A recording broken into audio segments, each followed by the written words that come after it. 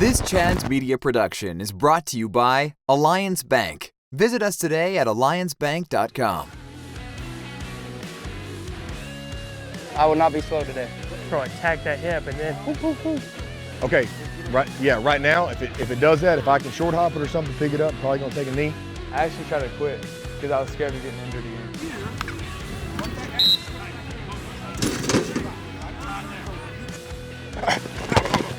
Go! There we go, good. Be louder, Jeter. Loud. Here we go, next route, rotate it.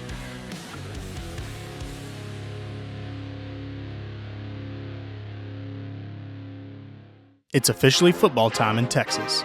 Scrimmages are over, and now it's time for the 10 games that are promised by the UIL.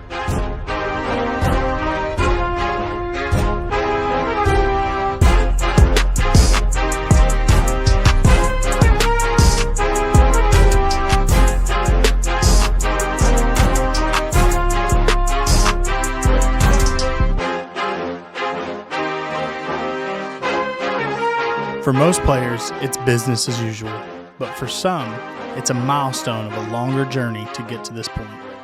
Zach Brown was a junior on the JV last year, and so paid his dues, has worked extremely hard. You don't ever want to be a junior on the JV, but that was what's best for him in his career. And so Zach Brown played all 10 games on the JV last year and put his head down and worked in off-season and turned himself into the starting right tackle. And so, you know, what a great story of just never giving up, continuing to play.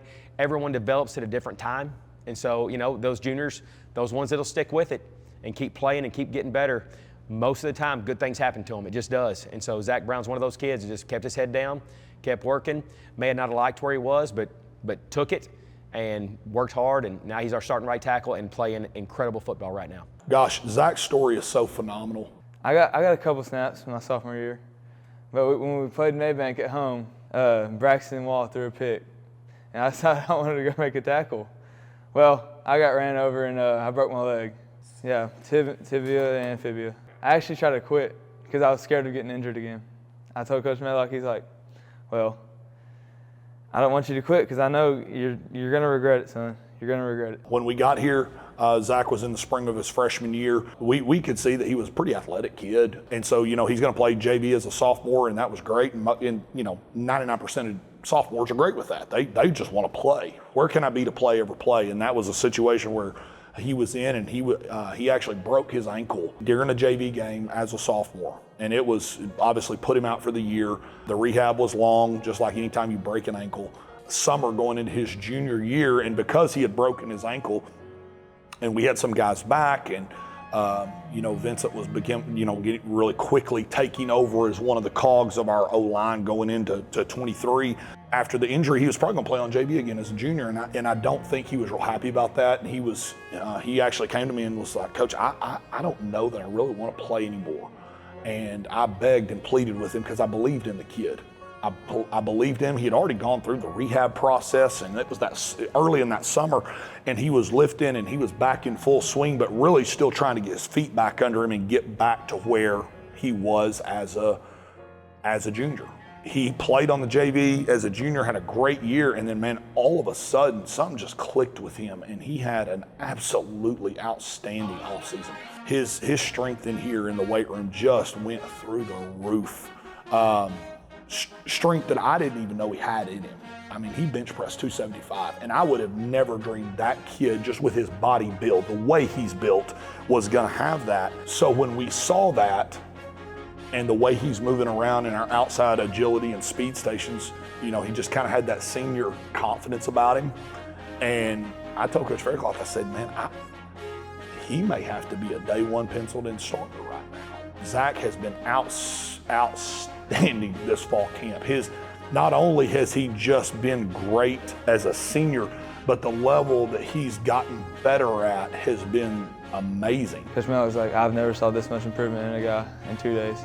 It's crazy. Yeah, here we are, starting right tackle.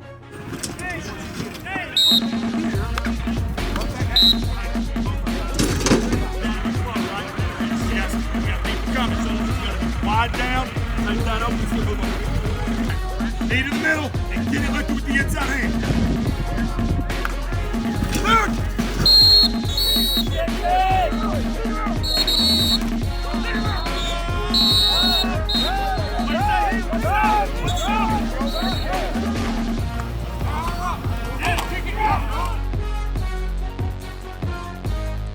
My name is Coach Paige. I'm the defensive coordinator and linebackers coach here at Sulphur Springs, and this is my 20th year coaching.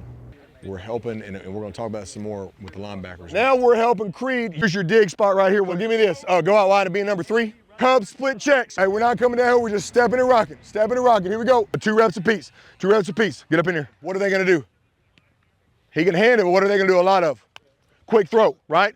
Here we go. Max, you're ready to catch this thing. Okay, Jesse, you're ready to catch this thing. Here we go. Let's run it. Being the 3rd year, having these kids come along and not only being in the same system, but just seeing them like grow and mature as people. Morning meetings, we ask a lot of these guys to come up all the time.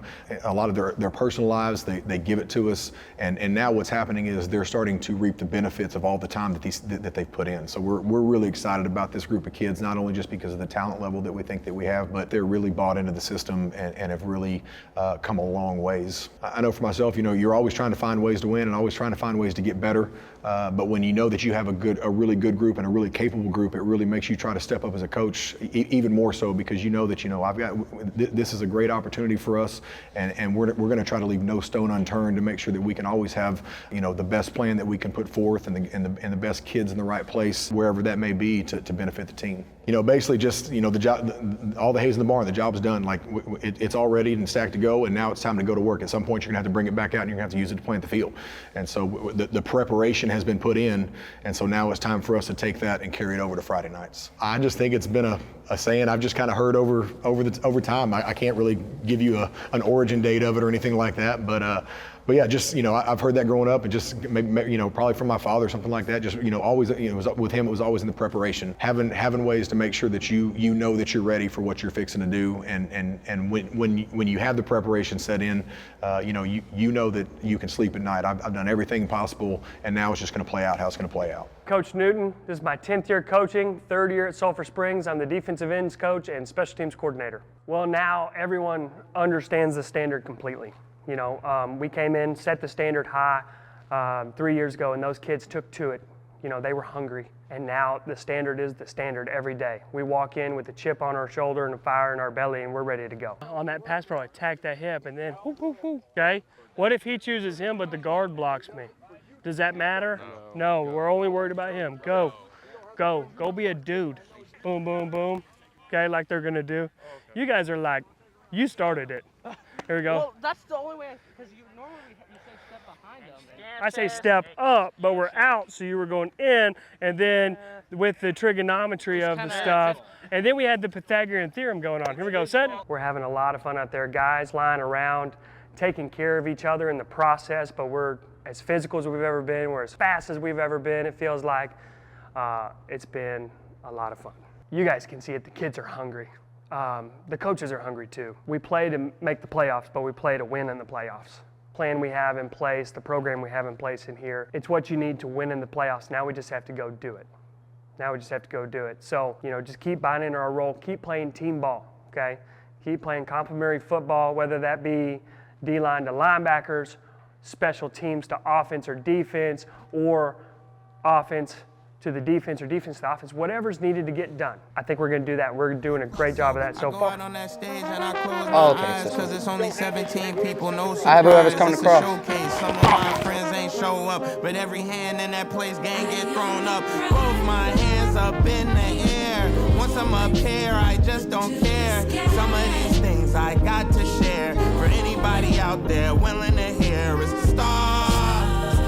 I'm starring now, starting now. Any chance I get, I'm barring now. It's a little late to be sorry now. Wyatt Watson was a freshman B-team quarterback, now has college offers to be a receiver. And so I think Wyatt Watson is the guy that we'll talk about for a long time around here, because when you'll put your head down and work, great things can happen to you. Now, Wyatt's a great athlete, he has great hands, so I mean, he does have some awesome physical traits, but he's tough.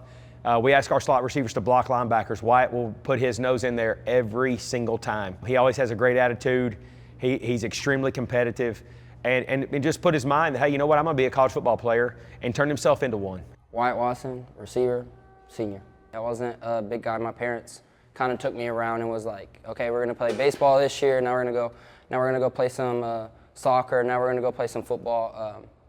Surprisingly enough, I played center when I was in football. I couldn't tell you why, but I played center. So I played one, I think I was little, like first, second grade. Never played football again until middle school with Eddie Flores. Love that guy. 6th grade, the intramural, 7th grade, B team, 8th grade B team. I mean, football is my life. It's not my identity, but it's something that I surround myself with, whether it's college football, NFL, any other high school games. Like it's an environment I surround myself in because this is what I want to do. This is my dream. So that just being my dream and being my goal, it's just, I've always just worked for it. Nobody in my family is athletic, really. Like it's not something that really was in the tables for me, but it was something that I put my goal to. I'm like, hey, I'm gonna go get this. Like nothing's gonna stop me. It's not nobody who told me, starting from 7th grade, nobody was gonna tell me I wasn't gonna do it. And Coach Faircloth came in and obviously he saw something I didn't. He knows what's better for me. He knows he sees talent. He's been a coach for 20 years, something like that. He's seen something in me that I didn't. And I mean, even going into that first season as a sophomore, as a receiver, like got injured before district. I was supposed to go in, I was a starter first 2 games, next 3 games I wasn't, then I was injured, was out because I had a broken thumb and I was out. And that can be degrading, that can bring somebody down, say, hey, like football's not really in the tables for you. You've been on B team, you haven't started as a JV receiver, you're breaking things, like maybe it's just not time to do that. And then coming into that junior season, I was like, nah, like it's time for me to show something. I was going in, I was told I was gonna be the JV X receiver. I was not gonna be a varsity player. I wasn't gonna play Z. Got told, hey, like we're short on Zs. We need to go play Z. That's what we need. It's like, all right, coach. Once I saw that goal line, basically, like I didn't look back. That was my spot. That's where I felt natural with my vision. And I wasn't gonna look back. That's where I felt myself. I felt home. I mean, I could say like, oh yeah, I want 1,000 yards, 1,200 yards, 1,500 yards, 10 touchdowns, but realistically, that's not what I want.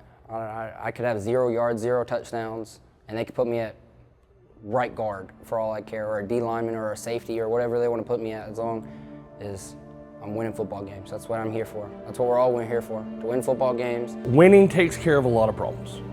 Winning really does take care of a lot of problems. We have had a winning culture. I want to win games. That's it. First year the goal was to make the playoffs. Last year the goal was to win a playoff, and that didn't happen. And so, in my eyes, you can really call yourself a playoff team when you win a playoff game. And so that we don't want to be in the playoffs. We want to be a playoff team this year. I mean, I'm looking forward to win. I mean, I'm knowing that we're going to win. It would be huge to be a part of that first playoff win.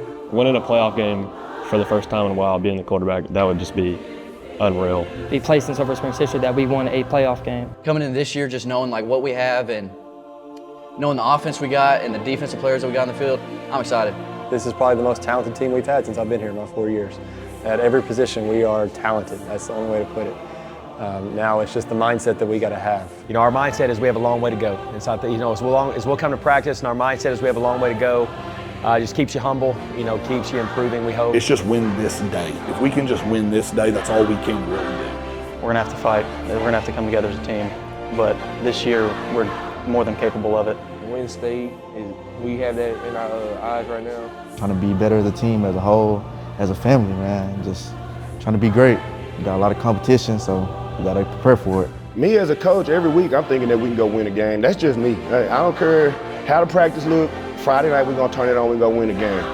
Hold up a gold ball, hold up a state championship.